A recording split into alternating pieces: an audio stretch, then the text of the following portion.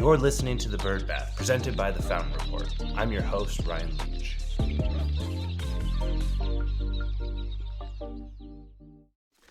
Welcome back to The Bird Bath. Each week, we scrape the surface of the news you need to know. I hope you had a great 4th of July, but let's get into it. Our top story this week is about the updates on the FTC's ban on non-compete agreements. There's been a lot that's been happening since this ban was passed by the FTC in a 3-2 vote in April. And most recently, just last week, a judge in Texas struck down the ban, stating that the FTC overstepped its rulemaking authority by banning non-competes. Judge Ada Brown's decision is temporary, and it does require continuing legislation, but it does give a preliminary injunction, which she says are substantially likely to prevail on the merits of their challenge, when speaking about the plaintiff. So the expectation here is that Judge Brown's ruling is going to be something that's going to allow non-competes to continue being enforced nationwide. Now, the injunction does only apply to plaintiffs that were in this case, which in this sense, and this was not me, guys, don't come for me, but Ryan LLC out of Dallas, Texas. I know it's a little too close to home, but as well as the U.S. Chamber of Commerce and a couple other plaintiffs that were named in that initial suit, they are able to act upon this injunction, but it is not broad-reaching and doesn't apply to all parties unless this were to become litigated on, and once the final decision is made, it would then set precedent across the country. This is part of a much bigger story that we probably could spend hours on. There's been a lot of updates and rulings by the Supreme Court, and one of those such rulings was actually referenced in Judge Brown's 33-page opinion when she put in place this preliminary injunction. Now, the ruling that's kind of kicking this off and adding a sort of a new wrinkle that I didn't see coming, but maybe some other people did, was the overturning of what is called colloquially the Chevron deference, which is the Supreme Court ruling from the 80s that allowed the agencies such as the FTC to be the regulatory bodies that also determined legal precedent. This overturning of the law is something that has much broader reaches than just the FTC's ban on non-competes, but this is probably the first initial, very quick time that we're seeing someone actually pointing to it as a reason for not allowing an agency to set and dictate laws. So Judge Brown hit on this decision in her case, in her opinion, and I expect it to add just a little bit more kind of heat to what we're going to be seeing as this non-compete ban and the fight around it continues. So what felt like a victory or an early victory in April now is looking quite a bit different.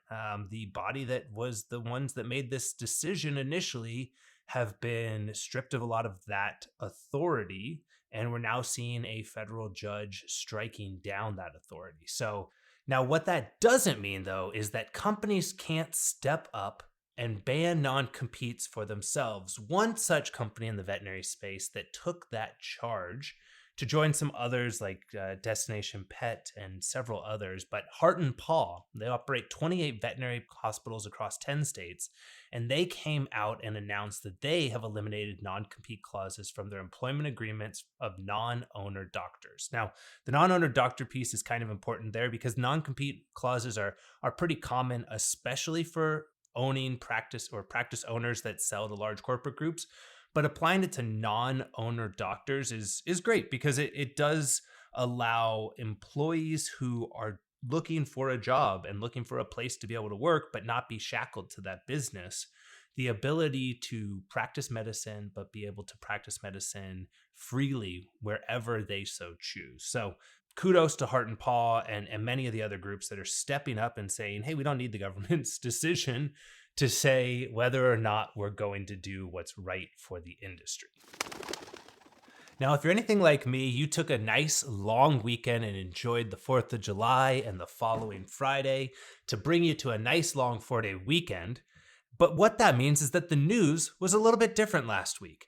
So, what I wanted to do was take this opportunity and kind of dig into a research study that was put out by Mintel. So, Mintel is a research firm, market research firm based out of the UK. They do market intelligence and research to discover sort of what's going on across a lot of different sectors. And at the end of last month, they put out a very cool report that they called We Are Family: How Changing Pet Ownership Trends Are Affecting the Pet Industry. Just came out just about a week and a half ago, but I had the chance to really dig into it and see some of the things that they're finding as interesting trends. Now, the thing I thought most interesting was that for decades now, or at least the last 15 years, people have been discussing the humanization of pets. But what Mintel's report found was that younger pet owners are more likely to view their pets as life partners, whereas pet owners over 55 are more likely to view their pets as children. So that's a unique distinction there. And it was one that was interesting. And it continues to be interesting as I unpack it more and think about it more, because there's a very big difference between a life partner, that person or that creature or that being that's right there alongside you for your entire life, or in many situations, their entire life, as opposed to a child, which is, the data that they found here when they were looking at it showed that people aren't looking to take care of a pet as a younger being, but they're also looking for it to be an animal that participates with them alongside them at the office. They found that people want to bring their pets and their dogs specifically in the study here to more places. They wanted more participation of their pets in the entirety of their life, as opposed to them being something that's a child or something that they're caring for exclusively. They're becoming a partner in the pet owner's life. They also found that levels of pet ownership are at all-time highs. The countries with the two highest pet ownerships are the US and Brazil, with respective rates of 73 and 71% of pet ownership. So really, really high numbers in the US and Brazil, but high numbers across the entire globe. As Mintel dove deeper in, they have their Global New Products Database, or the GNPD, as they call it. And all of this is newer stuff that I'm learning and digging deeper into. But they found that digestive health claims appeared in almost a quarter of all pet food products launched in 2023. So it's pretty cool to see they're looking at all of the new products that are coming onto the market. And in the pet sector, there's a massive push for digestive health claims.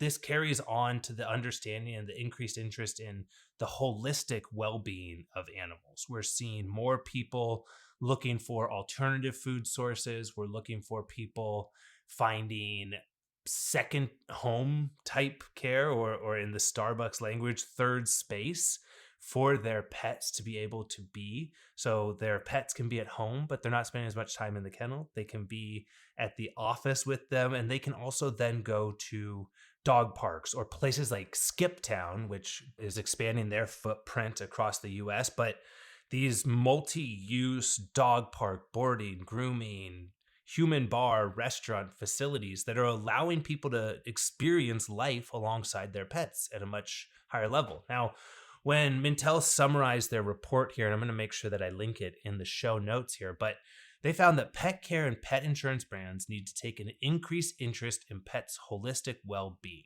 Marketing for brands in the pet industry should focus on speaking to the evolving role of pets are playing in consumers' lives.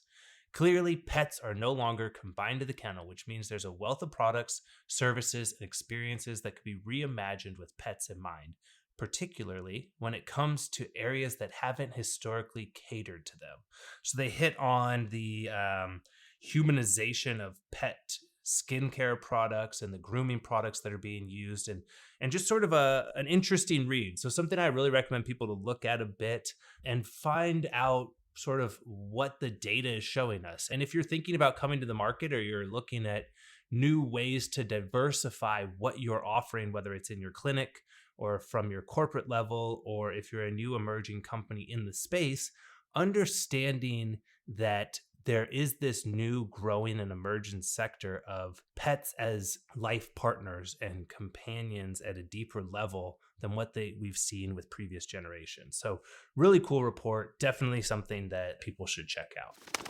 Now, the final story is a heads up for anyone that cares about animal drug information. So the FDA wants you to know you're invited to attend a U.S. Food and Drug Administration conference on July 17th. The Animal Drug User Fee Act was signed into law in 2003, and it was reauthorized by Congress in 2023.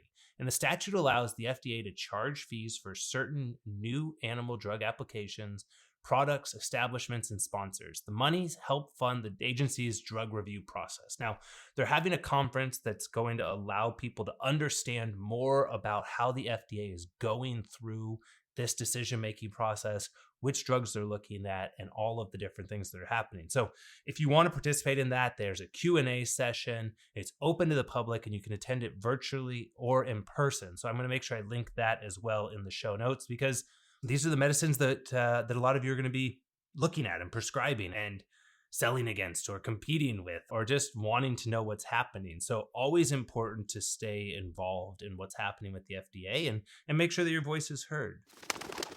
For more on these and other stories, join us by subscribing to the Fountain Report. There's always a link in the bio. And don't miss out on any episodes by subscribing and rating the show.